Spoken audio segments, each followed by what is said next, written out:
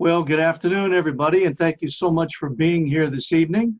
And before I get into this any deeper, I'd like you to go ahead and just do a sound check for me, if you would.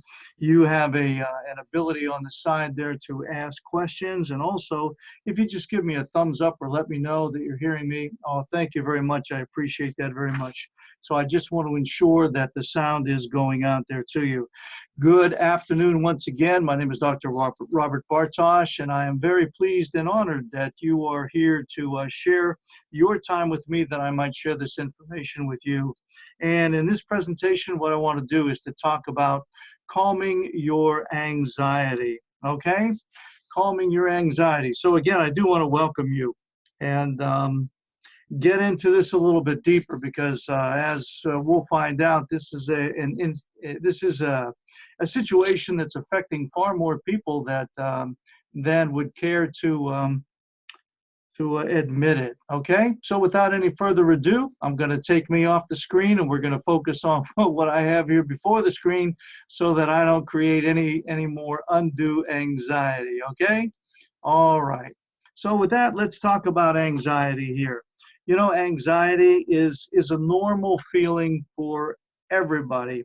There are moments in our lives when we become anxious because we don't know the results. You know, for some of you that have taken tests and you had to wait on getting the results, or to find out what the final verdict might be in a situation, or if you were purchasing a home and you didn't know if the seller was going to accept your offer.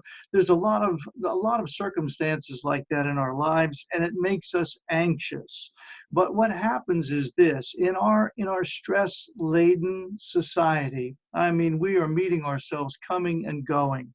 We have the technology, and actually it's becoming burdensome to us, in that we are inundated with enormous amounts of emails. And if you're on the Facebook pages, you're finding that you're bombarded with all kinds of different advertisements, or people telling you that they have the cure for this and they have the cure for that, and everybody's garnering after you for your attention. Then we have our standards today, where people are expected to act a certain way, to look a certain way, to dress a certain way. And if you don't fit that particular mold, then you become anxious or under stress or burdened, if you will. And this anxiety, this anxiousness starts to bear fruit. It starts to grow or blossom, if you will, until it becomes such a burden that the individual becomes in bondage to it. They're afraid they're going to say the wrong thing. They're afraid they're going to do the wrong thing. They're not going to look the right way, or they're going to act the wrong way, or the work that they do isn't going to be received well, or somebody's going to outdo them or outperform them, or whatever it might be. And we see this even with our young people. They're under this tremendous stress today, with peer pressures coming from every angle. So this is what we're talking about here, a normal physiological human response that over time, because we're inundated with these things, becomes burdensome to us, wherein we become in bondage to it. And what happens as a result is we can't enjoy life. We basically become a worrisome individual.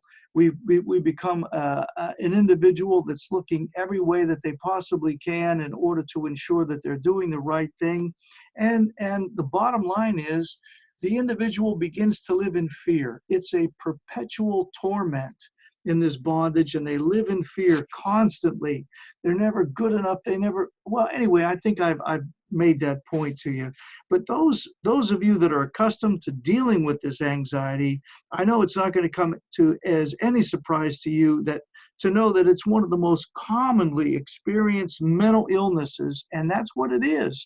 It is a literal bona fide mental illness that's experienced among many adults in the United States. As a matter of fact, the current statistics are showing us that it's affecting over 40 million people plus each and every year. That comes to about 18, maybe to 20% of our population. And the curious thing is that about this, it's only that about 36% of those 40 million people, of those suffering with this, are seeking any treatment at all. Why? Well, one of the reasons is the stigma that's associated with this. You know, you're not in control, you're not above, you're not all these things, you know, that people are thinking you should be. So because of that shame that's associated with it, or the stigma, as I said earlier, there are many people that are suffering that don't seek any treatment at all. And unlike, or just like I should say, any other type of problem, if you don't deal with it, the problem only gets worse and worse and worse. So this tells us, or tells me really, several things. One of these things is that anxiety as an issue is not taken seriously enough, because many people they dismiss it in the early stages. Oh, it'll go away, I can handle it, it's just a passing thing. And they don't take it seriously enough and allow it to continue. And when it does, then it gets worse and worse and worse, and not only affects them, but it affects others around them too. And also, another is that there must be some issue surrounding the actual treatment. That also has a stigma and a failure rate that's being recommended to these people as well. So if you or somebody you know or someone you love or whatever has ever been prescribed the drugs to help you so-called fight the anxiety, then you know very well that the medication only has varying levels of success in combating these systems. And that's not what you want to do. You don't want to combat it. You want to have victory over it. And for some people, you know, the medications, they have positive results. I admit that. But I will tell you also they're short-lived at best, only to be graduated to another more potent medication to replace the one that they were on. And for some people, those medications simply do not work at all. So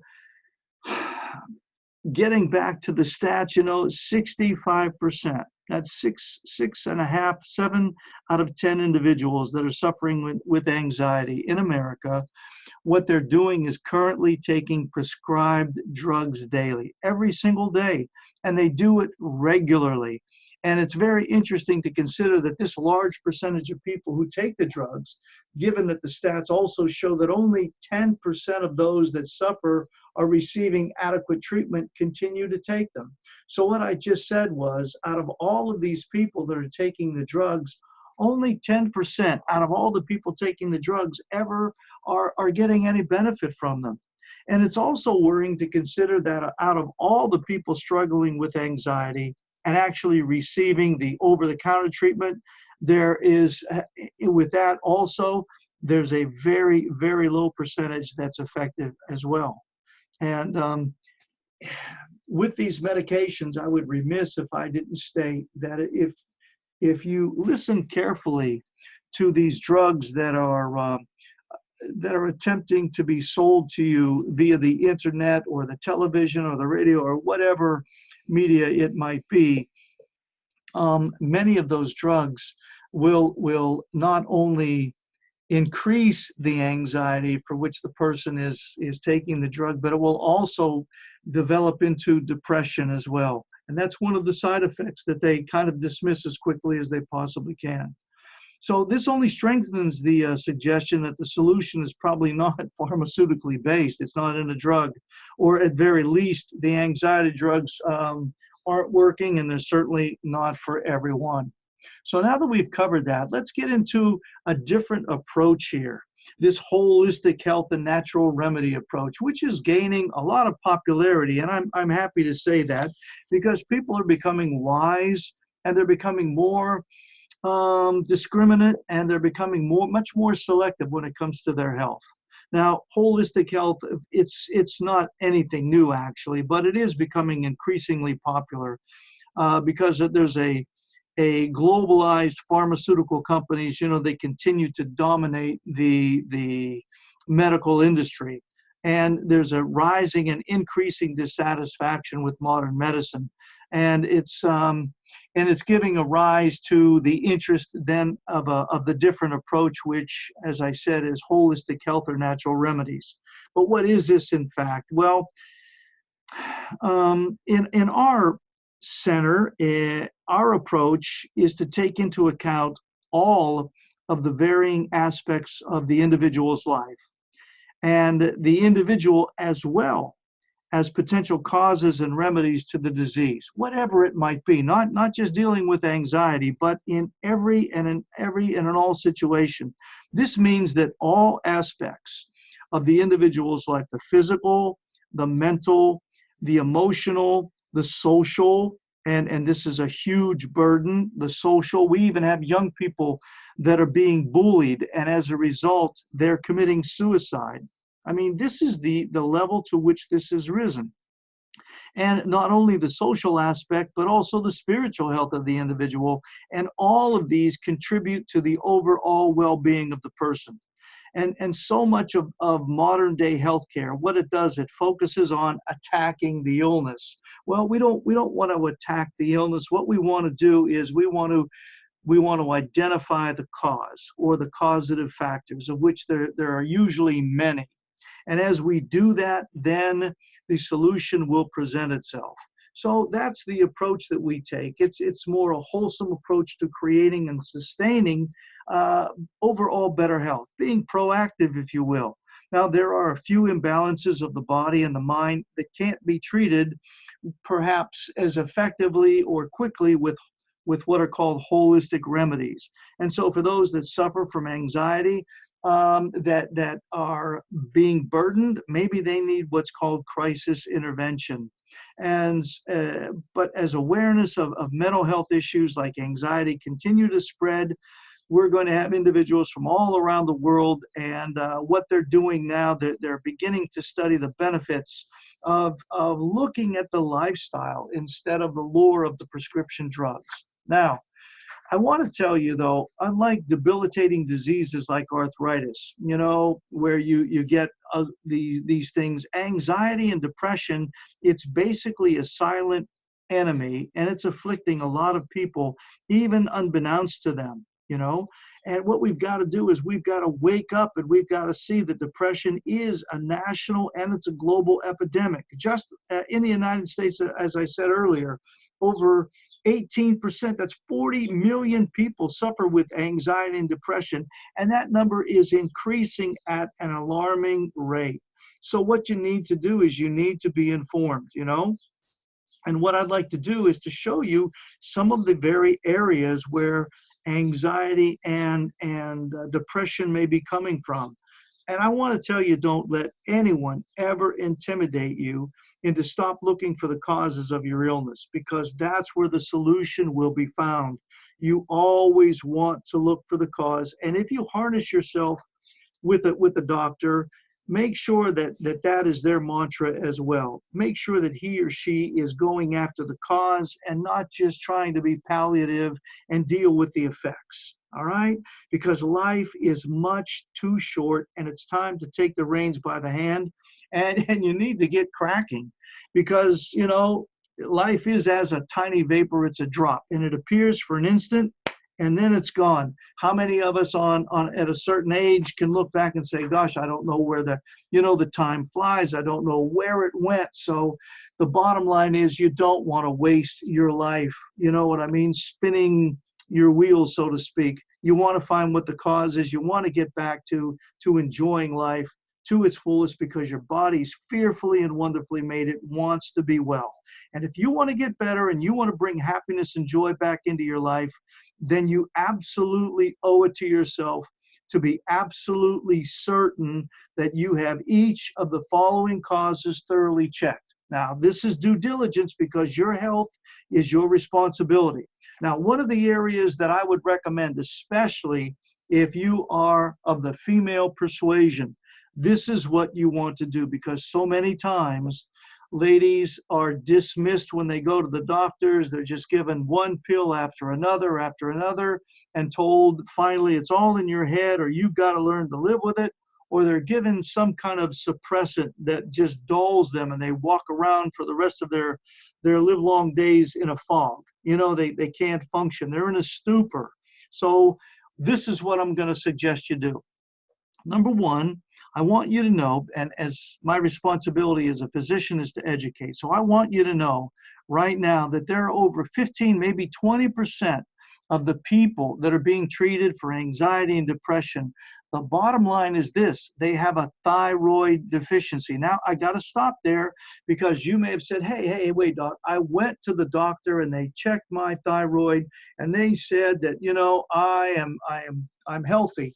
Everything was fine. Well, let's go back to the drawing board, so to speak, because these are the tests that I have to emphasize that you must have done in order to be able to make that statement that your anxiety and your depression isn't stemming from an ill thyroid, okay? Because many doctors, all they do is what's called a TSH. What you've got to do is this, and you can write these down. Listen to this later again and write them down. And when you go in to have your blood tested for your thyroid, make sure that all of these, because anything less than what I'm going to share with you now is simply unacceptable. It is unacceptable, and you're not getting the information that you deserve to get. Okay, so what you want to do is have your doctor check the TSH, the thyroid stimulating hormone. You also, in this panel, you want to have the doctor run a test. Included would be a free serum thyroxine, or otherwise known as the FT4, the free T4. Then you want a free triiodothyronine. That's what a free triiodothyronine, and that's an FT3, the free T3. Then also you want to do or have done a reverse T3, or otherwise known as an RT3. Then also you want the anti-thyroglobulin antibodies tested. That's the anti-thyroglobulin antibodies, as well as the anti-thyroid peroxidase antibodies. These are going to be antibodies working against your thyroid. The anti-thyroid peroxidase antibodies you want to take, and those are known as the anti-TG or the anti-TPOs. So that's what you've got to do. It's well documented that the evaluation of only using the TSH for the thyroid is inadequate as a means of testing it. So if you've been told by your physician that your thyroid's fine and you haven't had the above tests or these tests that I just shared with you, then think again. Your physician does not have all the facts, and neither do you, okay? The comprehensive thyroid panel will also test the possibility of you suffering from any kind of a thyroid autoimmune depression syndrome. This is serious stuff because, again, if a fire is not detected, it's going to burn down the whole structure in which it's burning in. And if this thyroid isn't tested, then I'm going to tell you that you're going to get worse and worse and worse. You're going to think that you're healthy and it's not coming from the thyroid, and they're going to be giving you other drugs that are going to be, who knows what they're going to do. But I will tell you, they're going to give you other drugs and they're going to miss the mark when all along it could have been your thyroid. Now, also, another common cause, and I said common because it is. And when I use the word common, I mean 6 out of 10. That's pretty common. Another common cause is the relationship between nutritional deficiencies, chemical toxins, and the development of clinical anxiety, and or clinical depression, or being depressed. Now, the medical literature itself is overflowing with what are called peer-reviewed abstracts, and they prove beyond a shadow of a doubt that depression, anxiety is definitely related to nutritional deficiencies and chemical toxicities. And honest to goodness, we are in a chemical-laden society, and there's so many toxins that you and I are exposed to. Our bodies require optimal levels of trace minerals, such as magnesium, zinc, vanadium. That's just to name a few, and they have to have those in order to function fully and properly. You can't have too much and you can't have too little. You need just the right balance. And I say that because there's a lot of people today that are being treated by the doctor they find on the internet, or they become Dr. Google, and they go and they see themselves on the internet, and then they go and they diagnose themselves, and then they find sites that they can treat themselves and whatnot. Or they go to a what do you call it, multi-level marketing meeting, and the individual there is getting points and making money on selling these supplements that are cure-alls now. And this is what you need. And they might even do some muscle testing, or I don't wave feathers, or have you smell this, or whatever it might be. And then from that, they're going to go ahead and they're going to diagnose you, and they're going to tell you that you need to have more of this and you need to have that because this is what it shows. Well, look, your body, fearfully and wonderfully made. It is more exotic than the exotic automobile. It is precise, it is pristine, it requires just the right balances. And if you're going to put your health in the hands of an individual, then it would behoove you to go to a learned source that has a track record and that knows what he or she is talking about and is current with the information out there. Because if you get excesses and or deficiencies of these types of minerals, it can set off symptoms of even worse anxiety and or depression. For instance, if you have low levels of zinc, you can develop with a condition that's called resistant depression. That means that regardless of what's thrown at it, what you do, there is a resistance that's put up by the body because it's protecting itself, and you just get deeper and deeper and deeper into depression because your body is a self-preserving entity, and it will protect itself against the onslaught of all of these things. Now, deficiencies of magnesium, if you have a deficiency, and there's 8 different types of magnesium, so what we want to do is, and I'm not here, let me say the disclaimer right now, this is not intended to diagnose and or treat you in any way, shape, or form, but as a clinician, I will tell you that there are 8 different types of magnesium. You must identify which you would be deficient in, and if you are, it can bring on a wide variety. Now listen, I'm very serious about this. It can, if you have deficiencies in particular types of magnesium, it can bring on a wide variety of psychiatric symptoms that are related to depression, anxiety, and even psychosis. I'm telling you, folks, that your health is nothing to be played around with. You need to get as serious about taking care of your health as you do seeing to it that you take your pet to the best vet in the area, or you're giving them the best nutrients and the best foods that you can get out there. You know what I'm saying? You need to respect yourself that much.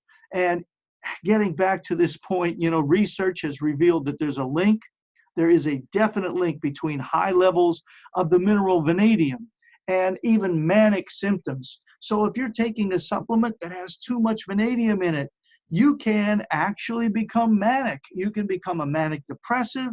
You can become all kinds of manifestations of clinical manic symptoms. And this is by just taking these different supplements. Now, another thing is the chemical connection, because these chemicals can go through what's called the blood-brain barrier, and they become very toxic to your brain. One of the big problems with chemicals is that they have a nasty ability to sneak up on you because we're creatures of habit. We're exposed to them on a daily basis.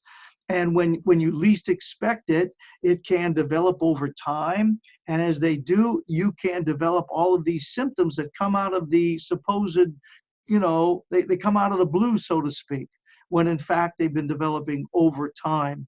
Now, most of the chemical sensitivities, and that's what your body is now developing, a sensitivity to these chemicals, they do sneak up on an individual, we'll say over a period of weeks or months or even years. And they slowly damage not only your brain, but they also damage the body's detoxification pathways. It becomes ineffective in cleaning this garbage out of you.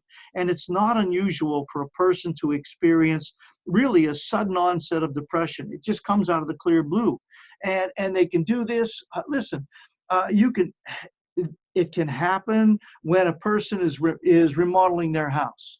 So we'll just say hypothetically that, you tear out the old carpeting and new carpeting is installed, or a building is being renovated, or you do some fresh painting of the house or whatever, your sitting room or whatever it might be. And then one of the members of the families becomes clinically depressed, or they become very anxious, or they start to act erratic, or there's all kinds of abnormalities that show up. Well, this is a result of the chemicals that are affecting the brain and affecting your detoxification pathways. Let me explain some basic biochemistry so that I can make this clear to you. Now, in order for your body to detoxify chemical toxins, your body requires adequate amounts. We get back to the zinc. It's really, really important.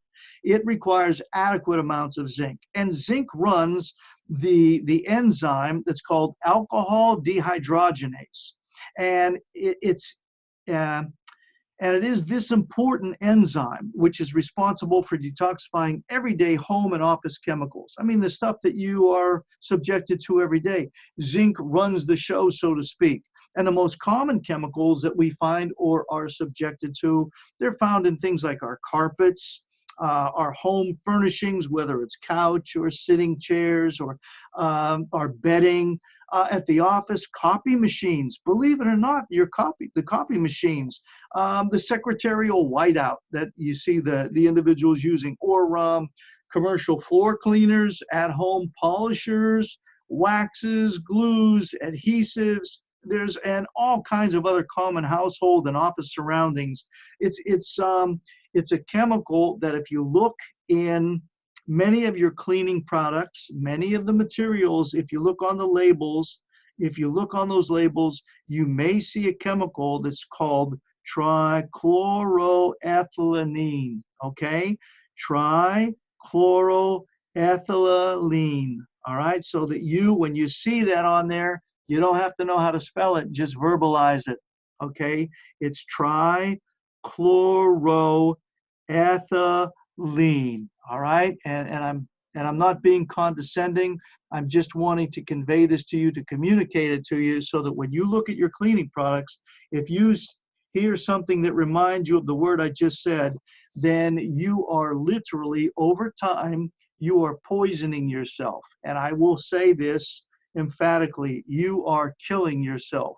You're destroying your brain. You're destroying the body's ability to detoxify yourself. And you know what happens is this too. Now, I've said all that. Now think about it. When we're at home in the wintertime, where do we spend all our time? We spend our time indoors. We don't go out because of the weather, because of the snow, because of the impassable roadways, because it's cold, because it's dark early and we don't want to go out in the dark. We also turn up the heat. That increases the off-gassing. We keep the windows closed. So we have all of these chemicals that we're just breathing in all the time, over and over and over again.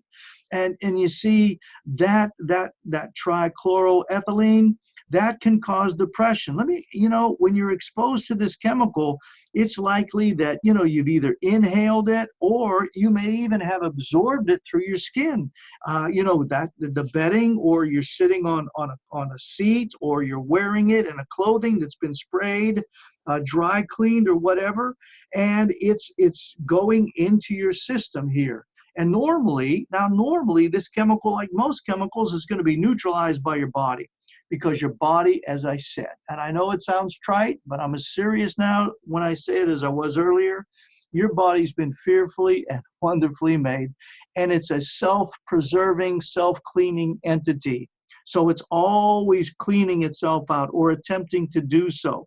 And what it will do for many of these chemicals, when the body has the ability to do so, when your health is maintained, you're getting the nutrients you need, and it's working at near its full potential, then it's neutralizing these chemicals and it's detoxifying itself, and those things are being eliminated. However, if your body's ability to neutralize these chemicals is impaired, Again, getting back to a possible zinc, deficiency, the chemical can back up and it will accumulate. And where will it? It will accumulate in fatty tissue. And one of the fattiest reservoirs we have in the body is the brain. It's 60, 70% fat. And that's where these chemicals are going to accumulate, in the brain. Is it any wonder then, I ask you, I mean, for every action, there's always an equal and an opposite. You have to look around you. There's an ever increasing rate of autism, and all of the disorders on the three autism spectrums. There's an increase in dementias. There's an increase in Alzheimer's. There's an increase in diabetes that has to do with the brain as well. And not only are the numbers increasing, but the ages that are being affected, the ages of the individuals, is reducing. It's not reserved for the elderly anymore. We're seeing it in younger and younger and younger people. And when I say seeing it, I'm talking specifically about dementia and Alzheimer's as well. See? So this is what's going on. When you're exposed to it, that's what's happening. And gosh, I don't know, some of you, if your body's ability to neutralize the chemicals is impaired, then it's going to back up, like I said. And it's going to be converted. It's going to be, boy, I don't want to get too clinical here, but it will. I will tell you this, that trichloroethylene, it's going to be converted into a chemical that we call chlorohydrate. And if you're a baby boomer, listen to me, if you're a baby boomer that's listening to this, you may remember back when the old Mickey Finn or the knockout drops. Remember that? This is exactly, and this is how the person reacted then, and this is how the person who is reacting to these chemicals would manifest now. They would feel spacey, dizzy, dopey, unable to concentrate, foggy brained, or very depressed. And sometimes you can feel this when you're out of your house, if your house is the culprit. When you're out of the house, you just got to get out of the house. You feel better. You're breathing some air, you're moving around, you have a change of environment, and the body's able to maybe clear out some of these toxins, and you feel pretty good for a while, only to return to your house, and after a while, you start to feel those symptoms again. You feel spacey, dizzy, dopey, you can't concentrate, you're falling asleep, you can't stay awake, foggy brained, and you get very depressed, and I have no idea why I'm so depressed. Doc, I don't know what it is, I have a great marriage, my kids, and I love where I'm working, but I just feel I don't understand what it could be. It could very well be what I just shared with you. Now, listen, I also want to tell you that there's no one treatment that's going to fix everybody. You take 10 people that are suffering with anxiety and depression, and it's likely that the cause and the treatment's going to be different for all 10 of them. That's the point I want to drive home to you. That's why you need to get to an educated source. It's not a one-size-fits-all. It's not a sweeping generalization. You've got to assess each person individually, find out all about them.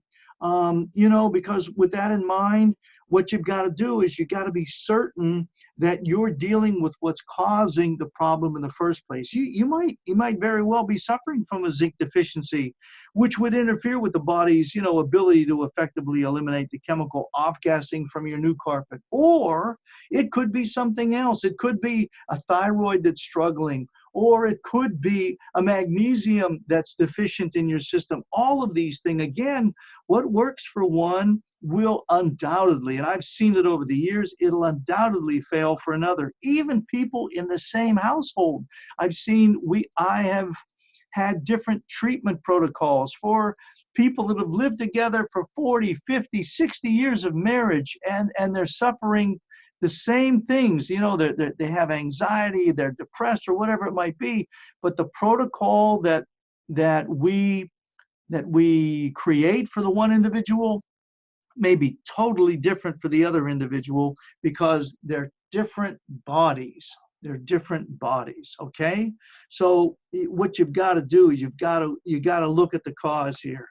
and look at it. So your physician has to, when you go to your doc, they've got to conduct a thorough and a rather exhaustive interview, a consult, to determine what directions they need to go in. For one individual, your doctor may determine that you're showing signs where the thyroid or the cortisol levels would be a good start. And remember, I said start because it may not be the end; it may be only the beginning, where one test will reveal something, and then you go after that something only to reveal something else by using another test. So what you've got to do, you've got to check all of these things, and maybe checking for the chemical toxicities or the nutritional deficiencies would be the way to go for another one. No matter what it is, though, the recommending of an antidepressant for anxiety or depression without being this type of a detective or doing this detective work, it's really,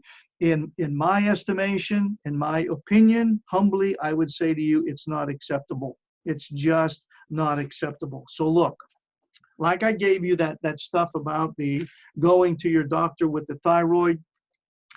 If you think, if you're listening to this, if you think that your anxiety or your depression could be linked to a possible chemical toxicity, maybe it's not at home, but it's at work. They've got all this new stuff now, and these, oh gosh, I don't want to get it. Or it could be due to a nutritional deficiency. Then I'd recommend that this is what you do. When you go to your doctor, ask him or her to do these tests, because it's better when it comes to your health and your future to err on the side of being too cautious than not enough. You know what I mean? That's my position. And also, you may go, oh, but I don't know that insurance will cover this stuff. Look, I respect that. I understand that. I live in the same world that you do, but it's far less inexpensive to be proactive than it is to be reactive. It's far less expensive to do the testing now, to find the problems and nip them in the bud, to stop them, than it is later on down the road to try to contend with a full-blown problem that now has spilled over into this system and that system, and you're dealing with a myriad of things on various fronts, and your life now, your quality of life stinks. You can't enjoy living. You're weak. You can't get out, and you're just being inundated with all kinds of chemicals, different prescriptions and whatnot. Okay, that's my little soapbox spiel at this moment. So let's get back to the test. The test that I would suggest you do would be what's called, if you think it's a chemical or a nutritional deficiency, you'd be well served if you got what's called an RBC, mineral toxic chemical assay. It's called an RBC, mineral toxic chemical assay. Then also you can get what's called a toxic effects core, and a urine toxic metals, because your body's going to be dumping all of this garbage. It's good to see what's being dumped by your body, and you'll have a clear picture of what's inside that body. Okay? So again, just to review, an RBC, mineral toxic chemical assay, your doctor, if he or she's not aware, they can look it up. The labs that they use, they'll have these available. And also the toxic effects core and the urine toxic metals. And if your doctor, if he goes to his or her lab that doesn't do these things, then find a lab that does. Real simple, okay? Because depression, anxiety, they're mental diseases, and they're claiming new victims every day, and I don't want you to be one of those victims. I want you to be victorious, because the causes of these mental diseases, they can range, like I said, they can stem from a thyroid problem, a cortisol problem, deficiencies with magnesium or zinc, to chemical toxins, to toxins that you're exposed to each and every day. Okay? So thank you for allowing me to share that amount of information. It's very, very, very, very important. It's paramount indeed. So now let's talk about what you can do on the home front. Okay? So let's talk about the foods that you eat, your diet. Okay? That 4-letter word. And this is not to lose weight or anything. This is to to fuel you, to get you as healthy as you can possibly be. So let's knock out what you shouldn't eat, okay? Now look, if you're serious, then you need to listen to what I'm saying to you here. One of the predominant contributing factors to the optimum health, to enjoying the best performance of your life, is going to be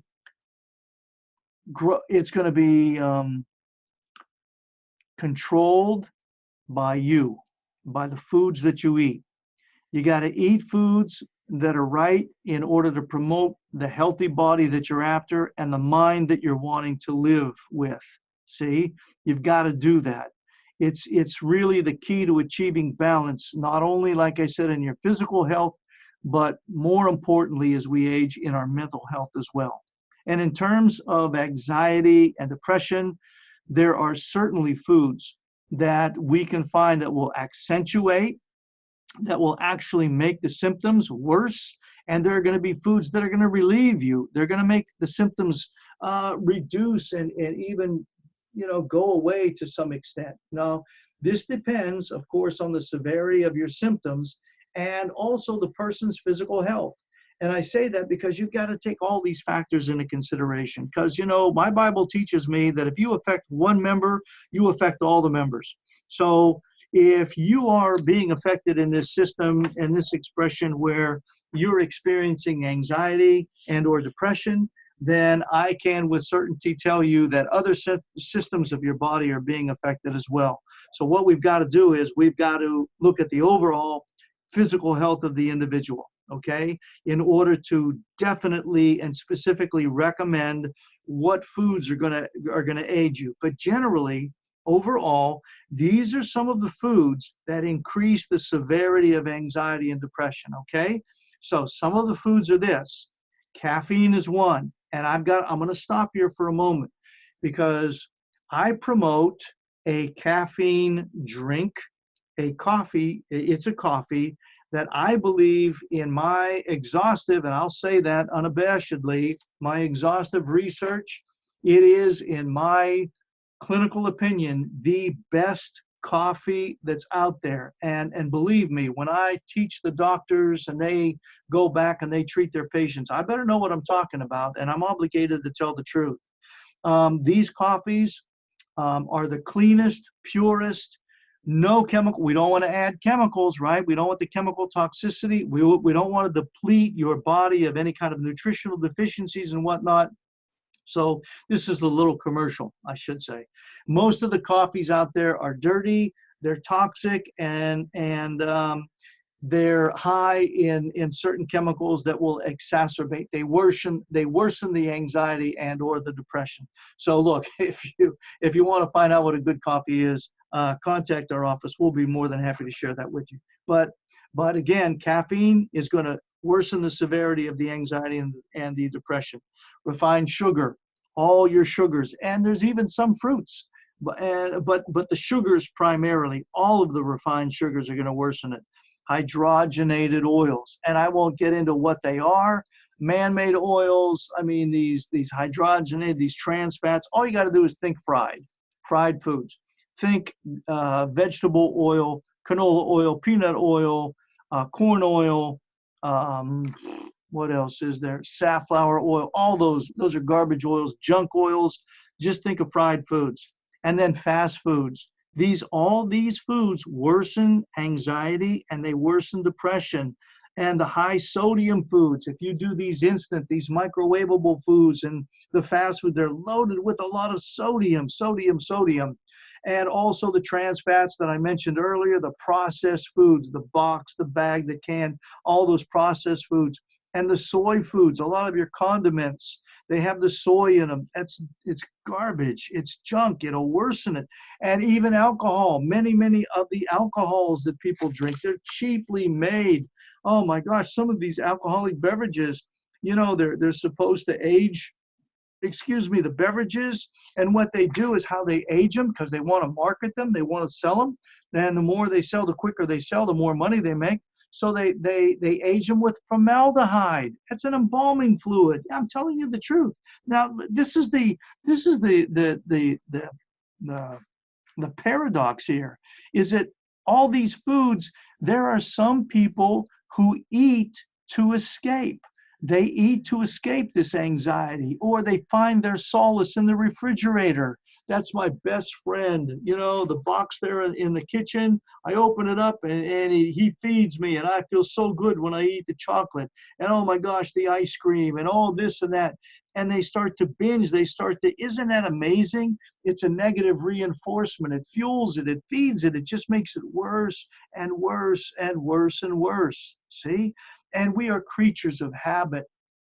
And if you thought about these foods that I shared with you, it's simply, if you think about it, it's just the standard American diet. It's what many people eat day in and day out and day in and day out. And admit it, we're all creatures of habit to some extent, especially when it comes to food.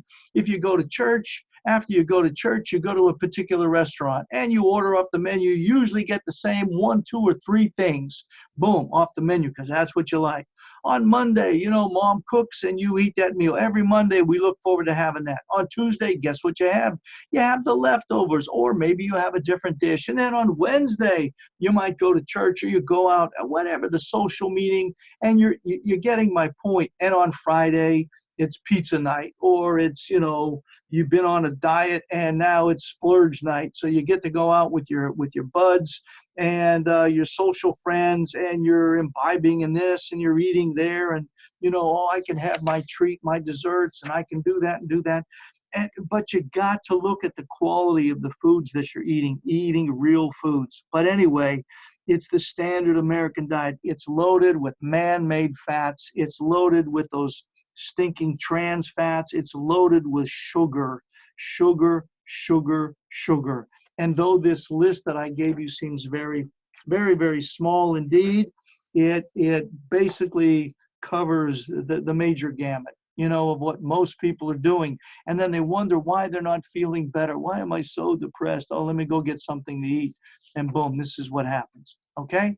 All right. And oh, another thing, before I go on, you got to throw out those diet drinks. They are literally killing you. They are destroying your brain. And that's the bottom line. I won't say any more. If you're concerned about your physical and your mental health, quit drinking that garbage right now. I mean, if you got some in the fridge, spill it down the drain. You've done yourself a favor and probably added a few weeks, if not a few months, to your life. And I'm serious. Okay, so now that I lambasted what we're not to eat, then what should you eat? Okay, well, it seems that the list containing the elements that can prove triggering for anxiety is endless, because if you look at it, it goes on, you know, you're sitting there scratching your head. Oh my gosh, then what can I eat, doc? I mean, gee whiz, there's nothing here that's safe. There's nothing that I can eat anymore.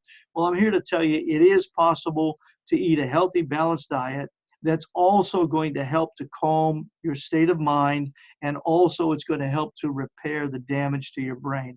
Like foods like root vegetables, they contain what we call vital grounding and soothing properties that can help ease the effects of the cortisol, of that stressor hormone your body's producing, or other stress-related hormones.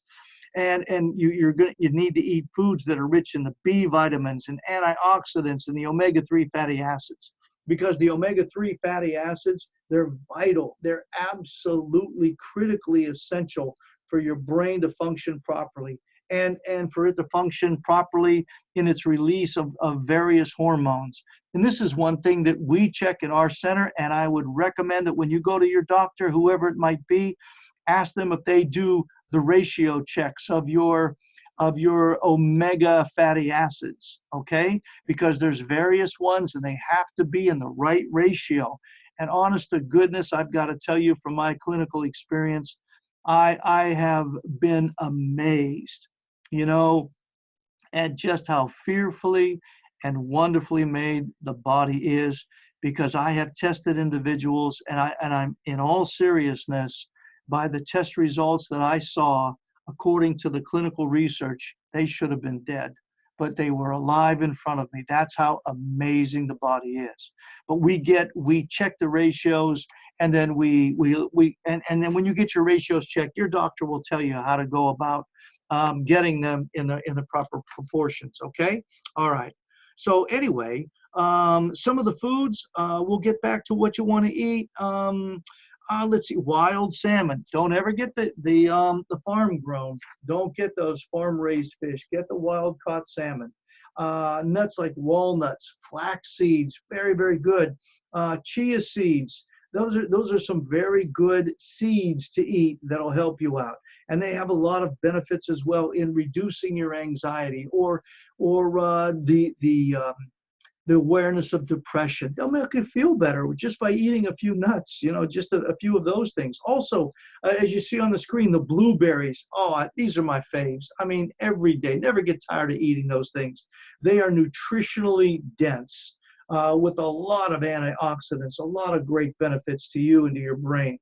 Almonds, but if you do eat the almonds, I will tell you this, if you're trying to lose weight, I just want to, as a little footnote here, I want to tell you, or an aside, that the walnuts are very high in calories, so just a little handful is a whole lot of calories. But hey, so what?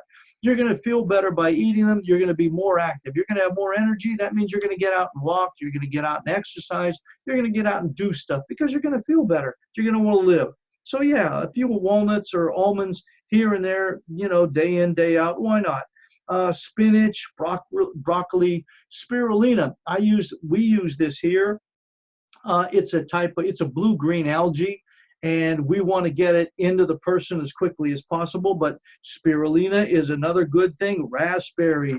Oh, and dark chocolate. Yeah, the darker, the better. So you want to go 74% cacao, or however you want to pronounce it, or above. I mean, the higher, the better. The chocolate, and you could go ahead and eat it. It's really, really good for you. Really good for you. Quinoa and red lentils. If you've had lentil soup, red lentils are very, very good.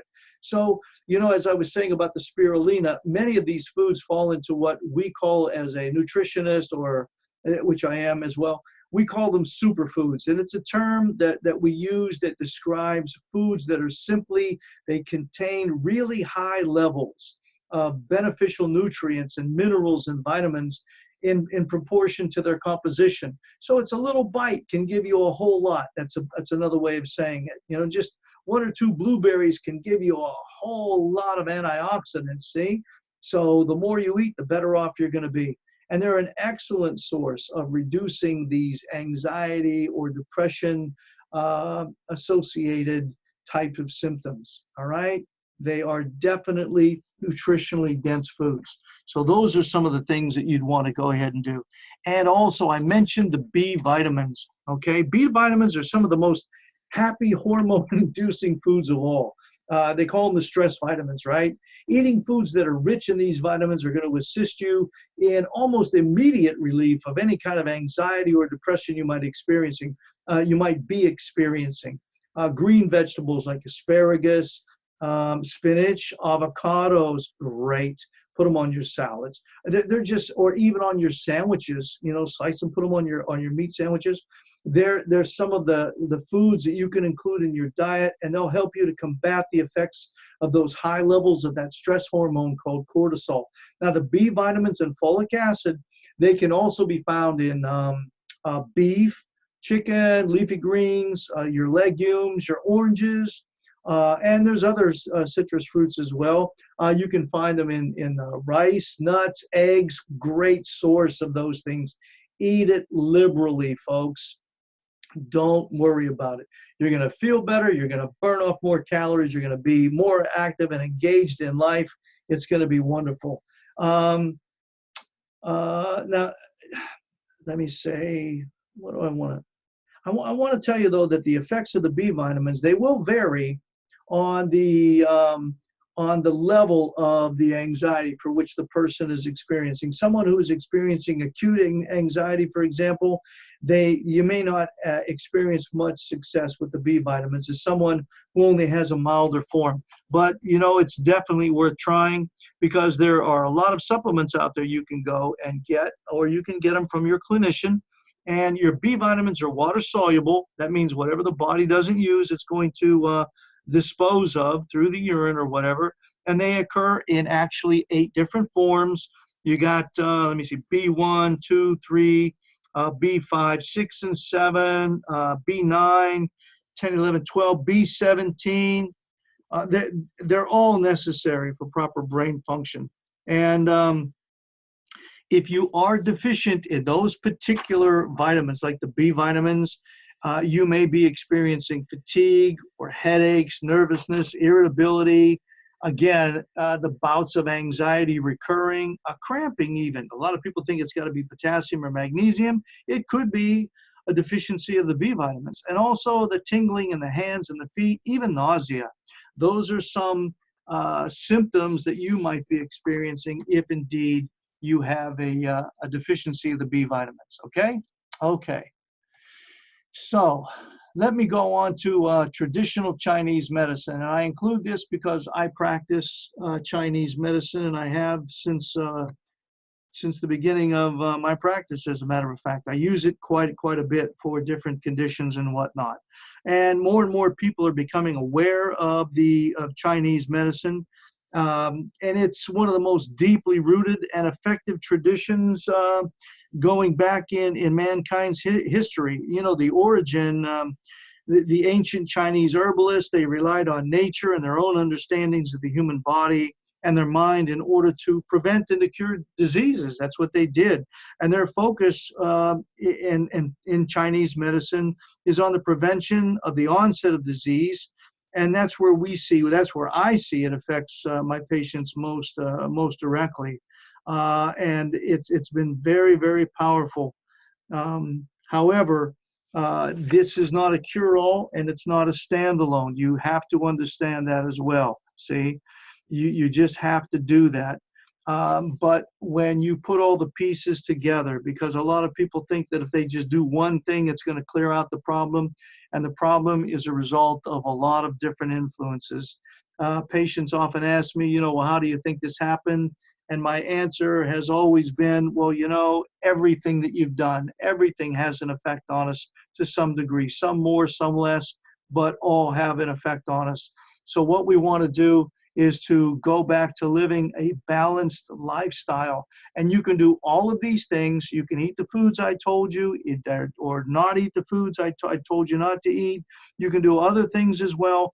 But if your life isn't balanced, if you're not taking care of all of these things, then you're not going to enjoy the success. You're not ever going to be to the point where you're enjoying the best performance of your life, okay? So what you've got to do is you've got to take responsibility in your own health. You've got to make changes in your lifestyles, and your doctor should equip you with the information to do just those things. All right, because as Einstein is credited with saying, if you continue to do the same things over and over, as I said, we're creatures of habit, and you expect a different result, why, you're insane. And boy, when you find out that you're insane, I promise you, you're definitely going to be anxious, and you're going to become very, very depressed when you realize that. All right, okay. So again, if you're going to use Chinese medicine, which is out there, make sure you get with someone who knows what they're talking about. Okay. So the peppermint and anxiety. I would be remiss if I didn't talk about teas and herbal remedies, because again, this stems, believe it or not, from Chinese medicine. We use a lot of these things as well. The tea leaves have been broadly and acclaimed and acknowledged around the world. It's one of the most effective natural remedies for fighting stress, fighting anxiety, fighting depression. And the beautiful thing about this type of treatment against these symptoms of all of these things that I mentioned is that the effect can be felt almost immediately. And there's very few contraindications, reasons that you can't use them, if any. And one of the best reasons to enlist the help of the herbs like chamomile in the treatment of illness or disease, that unlike many modern medical treatments, there's no toxic fallout after the body's finished processing the benefits. You're not going to create another problem by taking this stuff. So I mentioned the chamomile, lavender. Oh, chamomile and lavender, they have a very specific healing and soothing quality. And you can do this by drinking water that's infused with the leaves of these plants, and you can experience the effects in some situations almost immediately, and it lasts a long, long time. These have been used for centuries around the world in the form of tea leaves. The chamomile, in particular, it's been used for a lot of other ailments as well. You can use it for, and as a clinician, I've recommended it to our patients for like hay fever, inflammation, muscle spasm, menstrual disorders come to mind. Let me see, insomnia, ulcers, wounds, gastrointestinal disorders, rheumatic pain, even hemorrhoids. I mean, and again, it's not, you don't throw this stuff at people and say, take this and it'll cure you. You have to know who you're dealing with, what their history is, what their lifestyle is. But I just put this out there for you that many of the teas are very, very good. Okay. Now I'll talk to you about the peppermint too. It's called the mentha piperita, or peppermint as we know it. It's another herb that lends itself to soothing the effects of your stress, your anxiety, and your depression. And in the form of the herbs or the oil that you can get it can be used in a lot of different ways. You can consume peppermint tea when you're stressed or before you go to bed. It's a great way to really immediately calm yourself down and to prepare yourself for sleep that's ahead, or just to chill out, so to speak. And the menthol base is a natural muscle relaxant, and it also promotes physical sensations that will help you to relax and get you ready to sleep. There's teas like peppermint, the chamomile I mentioned, lavender. They don't contain any caffeine, and they're much more preferable than the caffeine-laden drinks. The peppermint also, I will say, assists you, or it can help with your digestion. If you're having headaches, it can also create a cooling effect. I know that some of my patients have mentioned that is a cooling effect, which will counteract the heated fear. And I use this when we have patients that we can diagnose or have been diagnosed with panic disorders or panic attacks, because there's a heated fear. And it's hard to explain, but it is experienced by people who have panic attacks that's associated with those attacks. And when we give them the peppermint, it creates a cooling effect that just diffuses that heated emotion or sensation that they feel with the onslaught or the promotion of the panic attacks. The peppermint's also used as a natural energizer, and it will help in some cases of acne. It'll help to clear the skin out, and even the sinuses, it can do that as well. But again, it's going to vary, and its effectiveness is going to vary from person to person, individual to individual. All right? So I've covered that pretty well. Let's talk about the environment and nature as well. One aspect is that, and it's been underrated in terms of impact that it can have on your health and on your mental well-being, and that's your environment, the place where you live, where you work, and the people that you surround yourself with at work or at home or socially.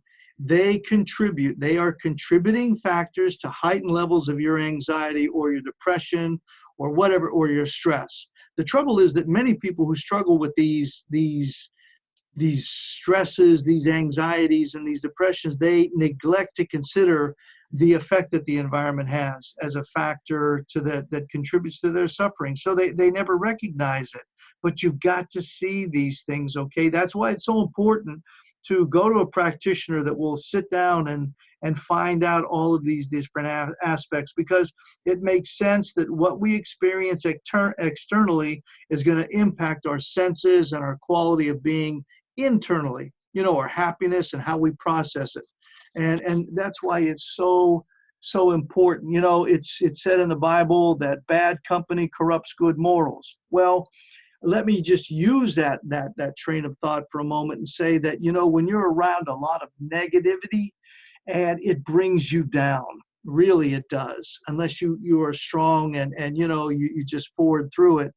But the negativity, it just wears you out. And, all of these things, we live in a society today where people have convinced themselves that they can multitask. And when you get onto the internet, you're just bombarded, as I said. And I don't know the numbers, but it's up in the thousands. Believe me when I say this, I forget where I was reading this information, but we are bombarded with literally thousands of messages in a day, all clamoring for our attention, all clamoring for our time, and wanting us to react to it, to make a decision based upon it, and to do something with it. The Bible is, and I said this, I'll go back to the Bible again. It tells us that there are many voices in the world and none without meaning. They all have an effect on us, even though we may not realize it. And we're being bombarded. How many times have you tried to go to sleep and you found yourself in a place where your brain doesn't shut off? Because you're worried about not this moment, but you're worried about not just tomorrow, but stuff that's in a week or 2 or 3 weeks down the road. And all of these other things, they're just clamoring for your attention. And it's just, that's the world that we live in. But you've got to control it. You've got to focus, as they say, one thing at a time. Do one thing, complete it, and then move on to the next. I'm prehistoric in that way. That's the way your body is. And if you attempt to delude yourself into thinking you can do all these things and get them all done, well, you may have some success, but it's going to be short-lived at best, and you will pay a price for it. I'm telling you that it's been proven that stress levels rise in unpleasant environments. And who wants to do this, do that, do this, do that? I mean, that's an unpleasant environment. And that's going to affect your emotional comfort, and it's going to affect, your gut, your brain, everything. And you're just not going to want to be there. And, you're going to hate to go to work. You're going to hate to be around these people. You're going to hate to be confronted with this situation all the time because you're constantly thinking about it. And remember, I told you that one of the things in being anxious is that you've lost control. That's what fear is. It's being in a situation where you, the individual in the midst of it, has absolutely no control over the results. That's it. That's what anxiety, and then when you realize that, you become depressed. One leads to another. You're just thinking about it. And if you don't feel good, if you're not comfortable, and you're not in an environment that's pleasing to you, then it affects your ability to function.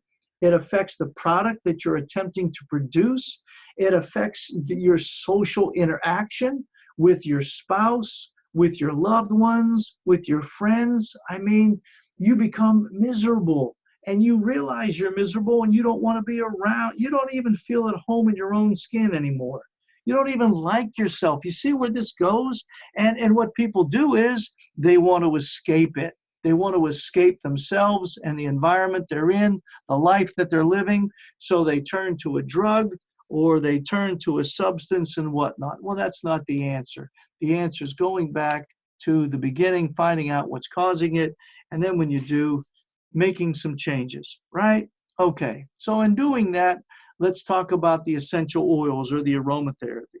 One thing that can assist with creating a more positive, a more calm-inducing, anxiety-soothing, depress-eliminating home environment could be simply by using diffusing essential oils. All natural essential oils like lavender, oh, it's great. Peppermint, and it's chamomile, and there's a whole bunch of them, but they're all known, many of them are known to have positive effects on individuals that are under stress or suffering with anxiety. So it's a good idea, you might invest in a little diffuser or something that you can use in the house. Use it when the family's not there, fill it up so that when they come home, and they're breathing, they're calming down. They're calming down, and they're not so anxious. And it's going to help you while you're there as well. So let me explain to you a little bit about it. Because the essential oils, what they do is they contain tiny aromatic molecules. And these molecules can actually pass through the blood-brain barrier, and they do so immediately. So when you take a breath in, it's harnessed to the red blood cells in the blood. The blood goes straight up to the brain, and you got those little molecules there, and they're depositive, and boom, they go right through the blood-brain barrier. So You take that deep breath, and by doing so a couple, 3 times, you already feel a little bit better. The anxiety, depression, the panic, all of those things just seem to, there's oh, what is it? Oh, it's a bath something frame. Oh, it's Calgon. This is a Calgon, take me away. And it's not the warmth of the bath, it's the fragrance, it's the aroma.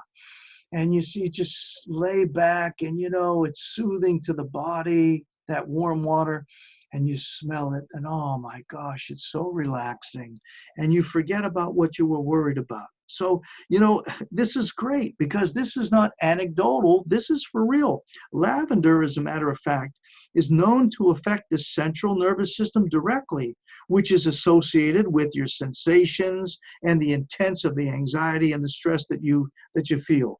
See, so essential oils are they're extremely versatile, and they can be used in a number of ways. You can use them from the diffusion, that's to incorporating them into your skin, to hair care routine, to some oils even adding benefits to the food that you're eating. There's countless recipes online that you can get that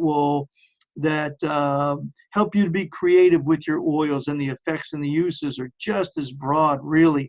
And depending upon the need that you have, will determine the oil that you can use that will promote the effects and target different problem areas, whether they be of your mind or of your body. Some of the ways are you can inhale them directly, like I talked about the Calgon, the scent there. If you have an oil, you can put 1 or 2 drops, and you can in a cup in your palms, and you could rub it a little bit, and then just take a couple long, deep breaths. Breathe in nice and slowly, and exhale even longer. 4 to the count of 4 in, and the count of 7 or 8 out, and do that a few times just by 1 or 2 drops. Or you can take these oils, and you can put 1 or 2 drops, and you can oil them into your temples, or your wrists. You can put them into your wrists, and that will amazingly help you to relax. If you're on the go, I've told I have patients, individuals that are very stressed. They have a lot of they live under anxiety, and some even depression. And I'm talking about my high-end athletes, believe it or not. So what I tell them to do is say, look, when you're traveling, put a few drops on a hanky or on a scarf that you have around your neck, or put it on a cotton pad that you put in your luggage or whatever, and you inhale it. Put it around your neck, man, and you look very stylish, but also you're relaxed, because some of these events really are very stressful, because their contract may be on the line. The purse that they're going for, whether it be a few, tens of thousands, 100,000s of dollars, whatever it might be, it's very, very stressful. They need to be calm and relaxed. And that's a way to use it. And that diffuser that I mentioned, that's a great way to do it. You can get them at many of these stores. And you can put those oils in there. You can use all different kinds, and even you can use them topically. Some of these stronger oils, you can use an oil carrier, because some of you may have sensitive skin. You can put olive oil on your skin first, and then on top of it, put one of those oils, those essential oils, and then rub it in. Or you can use fractionated coconut oil, anything like that that'll carry it into your body. Great way to do it, okay? Those are the essential oils. And I wanted to mention those because they are very powerful. And then we come to activity. Now, look, this is what you got to do. When you start to feel better, you got to start to act better. You got to engage. Exercise is tremendously beneficial, and it's one of the most invigorating and effective ways that you can go ahead and combat when you're feeling anxious, when you're in a bout of anxiety, stress, or depression. Get out there and exercise, start moving, because you're going to produce what are called endorphins. Those are the feel-good hormones there. Even after a short 10-minute walk, you're going to feel so much better by doing that. And it's shown scientifically. It'll elevate your mood. It makes you more physically active. And you're going to have fewer and far between bouts of anxiety, depression, or the stress or just overwhelming you. There's a lot of studies out there. It promotes activity in the brain. It produces various hormones, and then you just feel better, about yourself overall. Whether it's yoga or running, you can do climbing. Even if you have a flight of stairs at home, go up and down the stairs a few times. You don't have to run. Just go up and down the stairs, maybe 5 or 10 times, whatever. Weightlifting, swimming, hiking, all of those effects of moving the body and engaging in physical activity or exercise, they really will benefit you, and they will reduce the stress, the anxiety, the depression. And what you got to do is what you want to just experiment. Find out which activity suits you. And then when you find out what you like, simply do it. That's all you got to do. Incorporate it into your activities of daily living. Do it on a regular basis each and every day. Okay? All right. And now I got to talk about the gut-brain digestion. I teach a lot on this anyway. If you've ever experienced indigestion, then you know how uncomfortable and how stress-inducing it can be. It can actually render you incapable on focusing on anything. You're just not there because you're upset. It makes you irritable. You can be anxious to be around. People notice, well, what's the matter with you? What's the matter with you? And this is only when it happens once in a while. But can you imagine, though, if this was happening to you on an everyday, regular occurrence after every meal?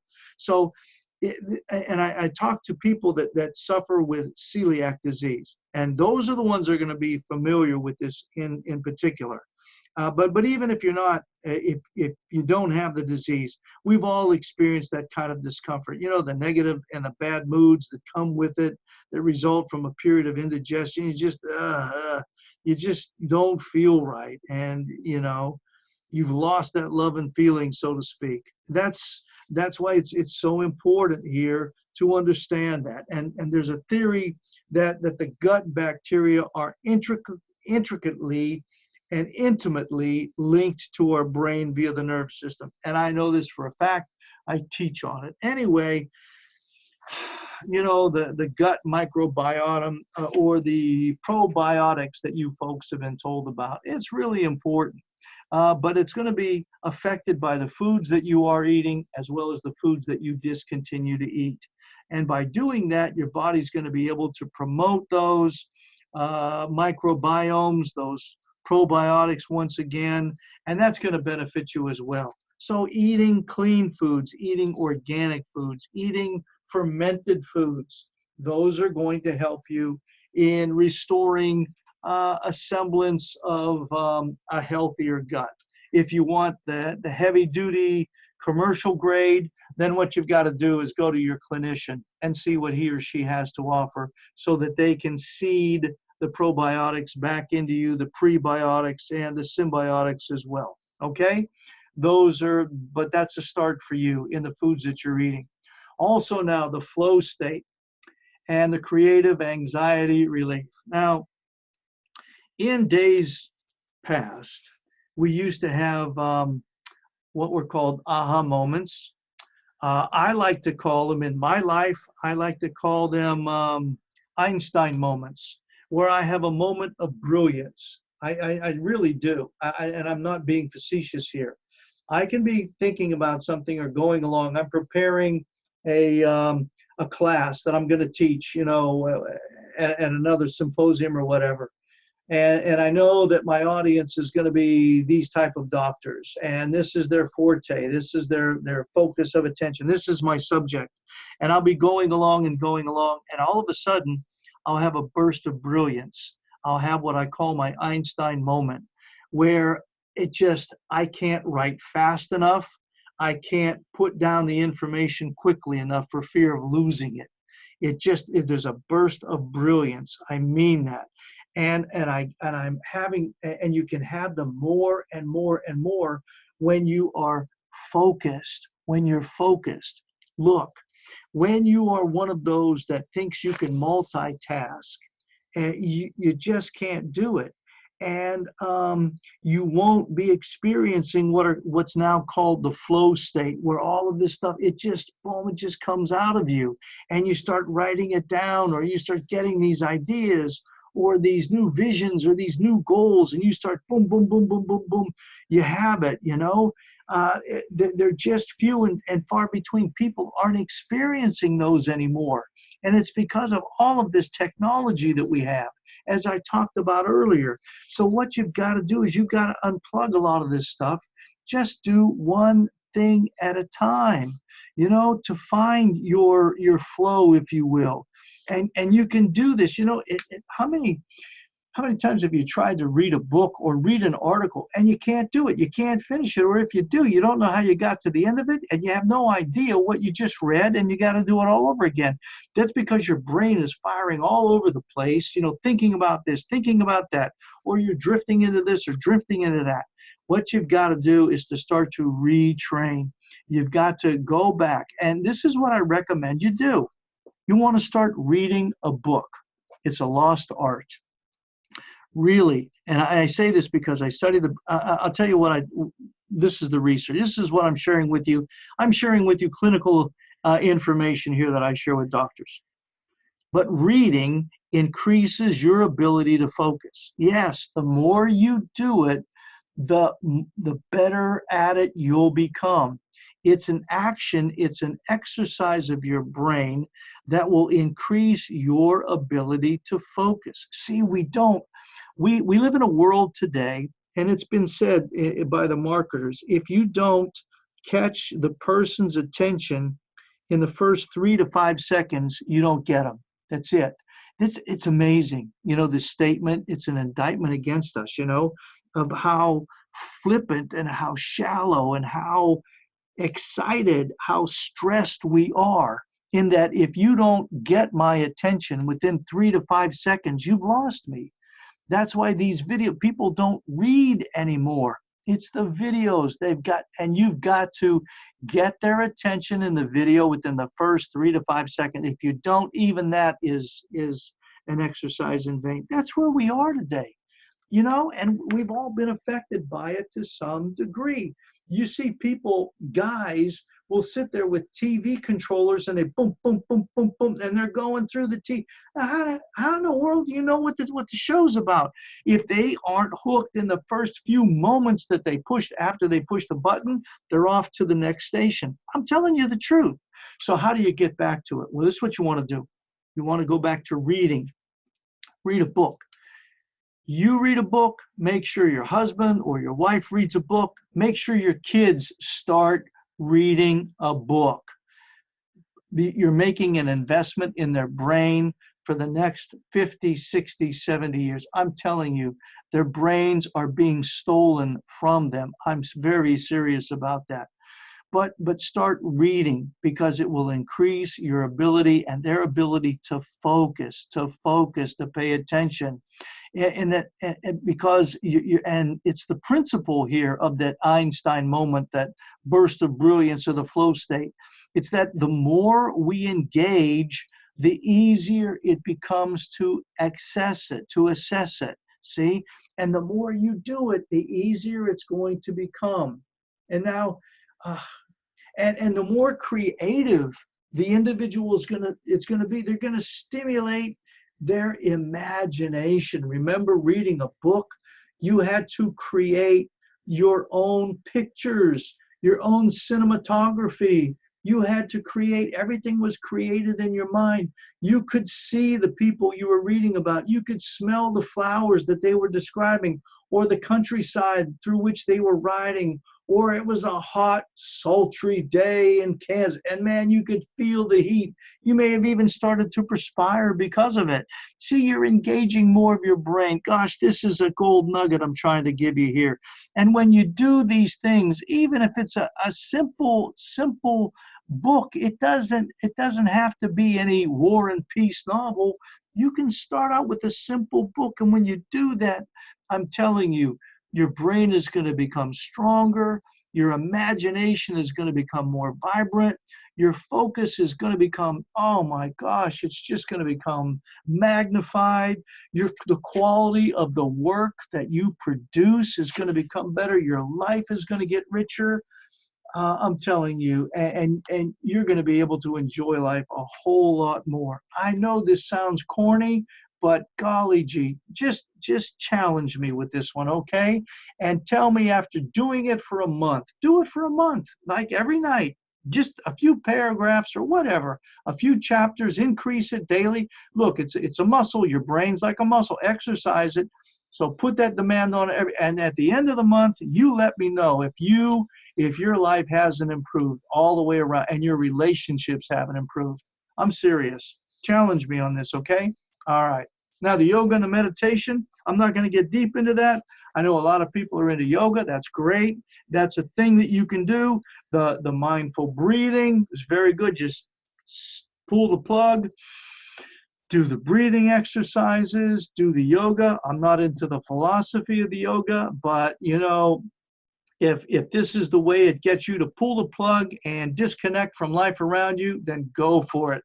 If you're going to meditate on that which is good and pure and of good report. Those of you that are into the Bible, he tells you to keep your mind stayed upon him, and he'll keep you in his shalom. That's that peace that passes all understanding. Meditate on good stuff. Even, you know, and I'm not intending on being morbid, but I will tell you this. The greatest of epitaphs is found in the fondest of memories. You know, when you think back on a family member that is no longer with you, you think on all the good stuff, the good times you used to have, the jokes, the laughter. And when you think on those things, if it was grandma, you're going to get to the point where you're going to be able to smell her cookies. And oh, let me tell you, you know, you can share with your kids. You know, we used to come around in the stove and grandma would do this, and, you know, Bubba would do whatever, whoever. And that she would bake these donuts, and oh my gosh, or pierogies, or these cookies, and oh, we'd fight over it getting them, and they were so good when you got them when they were warm out of the oven, and oh my gosh. And you think on those things, you think on that, and I'm telling you, a sense of well-being, of peace, of happiness will come over you. And yeah, you're going to miss them. That's the way you're made. That's how it should be. When you love much, you miss much. That's the price that you and I are willing to pay for those types of people in our lives, for the relationships we have. But when you go back, oh my gosh, you're back in that moment, you know? Or even if it's music, you know, I don't know where you are in life, but put the music on that you used to dance to, if you are that old, that you used to dance. I don't know what young people do today. I really don't. I'm not being condescending or irreverent in any way, but put on back to that music has a way of taking you back to the good times, to the good old days. You know what I mean? And just closing your eyes and being there, or get on a PBS channel and go back, you know, with those broadcasts they have, and relive those days. My goodness, I know a lot of people say, oh, I wouldn't want to go back, but you know, I don't know. If you didn't want to go back, maybe it's because you're focusing on the wrong memories.